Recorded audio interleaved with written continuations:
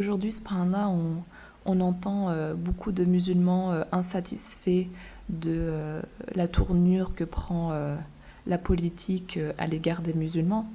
Mais en face, on n'a pas les mêmes actions, les mêmes solutions proposées que les paroles proférées. Il est primordial aujourd'hui en tant que musulman d'être actif et proactif, c'est-à-dire de proposer des solutions innovantes et constructives pour pouvoir mieux faire connaître la vérité sur l'islam, construire davantage de ponts avec les non-musulmans sur des questions communes pour pouvoir mieux affronter en fait cette vague haineuse, islamophobe, enfin tout phobe quoi, qui est bien ancrée dans nos sociétés et aussi qui, enfin surtout aujourd'hui, la volonté d'ancrer encore davantage certaines peurs et certaines craintes vis-à-vis des autres. Donc c'est vraiment important que nous, qui sommes aussi les principaux visés, on va dire aujourd'hui, mais bon, il n'y a pas que nous, qu'on arrête d'uniquement se plaindre et que nous agissions réellement, pour que nous proposions des choses pour essayer d'aller à l'encontre de tout ce qui est fait aujourd'hui. En tant que musulmans, nous avons toutes les clés pour pouvoir agir. Nous avons l'exemple du prophète Mohammed sallallahu alayhi wa sallam, nous avons l'exemple de nos pieux prédécesseurs, et des compagnons du prophète, des savants. Donc vraiment, on a tout ce qu'il faut pour pouvoir agir. Après, c'est important bien sûr que l'on connaisse notre religion, qu'on apprenne notre religion. C'est important qu'on s'intéresse à toutes ces personnes qui ont éclairé le monde, d'ailleurs pas uniquement musulmans.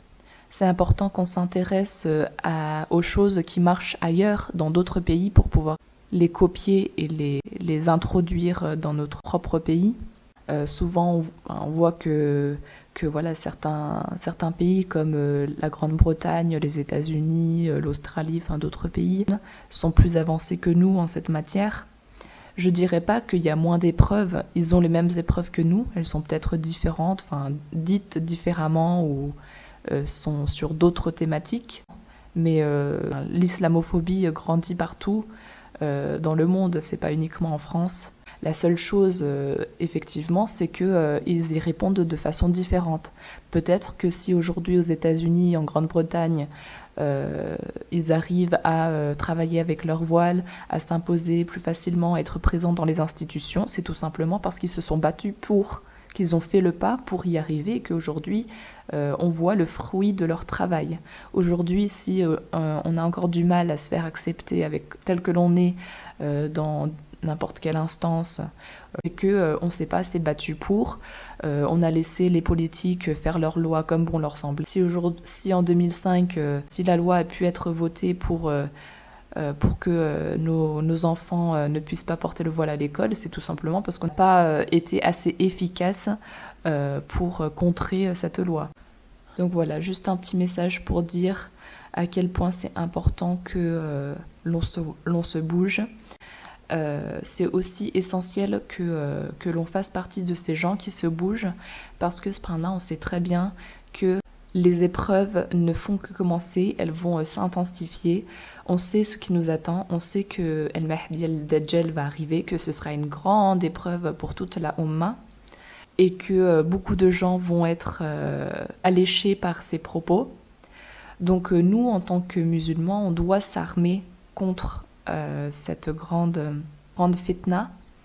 Déjà, donc bien sûr, en s'approchant d'Allah subhanahu wa ta'ala, en développant notre foi, en avançant dans notre foi, mais aussi en étant actif en tant qu'individu, je pense. Parce que le jour où Isa alayhi salam va venir, Jésus, et où il faudra prendre les armes pour combattre le mal, eh ben, qui te dit que tu vas y aller ?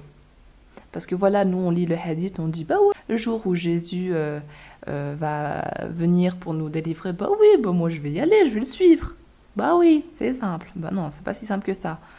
Parce que le jour où il faudra vraiment y aller, là, le jour où il n'y aura pas de solution, soit tu y vas, soit tu restes en arrière, ou soit tu vas avec les autres, qui te dit que tu vas vraiment y aller ? Non, en fait, c'est vraiment c'est une éducation, ça prend du temps. Enfin voilà, si un individu qui a jamais fait du sport de sa vie et puis on lui dit maintenant tu vas faire le marathon, bah vas-y pour le faire. faut un entraînement pour y arriver. Si on ne s'est pas entraîné à agir, à se lever lorsqu'on n'est pas satisfait de quelque chose, à proposer des solutions ou des alternatives à un monde qu'on veut nous imposer et pour lequel on n'est pas d'accord, si on ne s'est pas entraîné à faire cela, je pense pas, moi personnellement, je pense pas que j'arriverai à me lever pour me battre. Parce que là, c'est vraiment se battre, prendre les armes. C'est vraiment... c'est pas uniquement parler, c'est pas uniquement agir. Si on est prêt à le faire, je pense qu'on y arrivera uniquement après un entraînement de l'esprit. Un entraînement dans le fait de, bah oui, dès qu'il y a quelque chose qui va pas, bah oui, il faut agir, il faut se lever, il faut se bouger, il faut faire quelque chose. Voilà. Le jour où ça nous deviendra spontané d'aller faire quelque chose lorsqu'on n'est pas d'accord avec quelque chose, bah je pense que ce sera le jour où on sera prêt pour suivre Isa alayhi salam. Et comme Allah subhanahu wa ta'ala dit dans le Coran, en vérité, Allah ne change pas l'état d'un peuple tant que celui-ci ne change pas ce qui est en lui-même. Sourate 13, verset 11.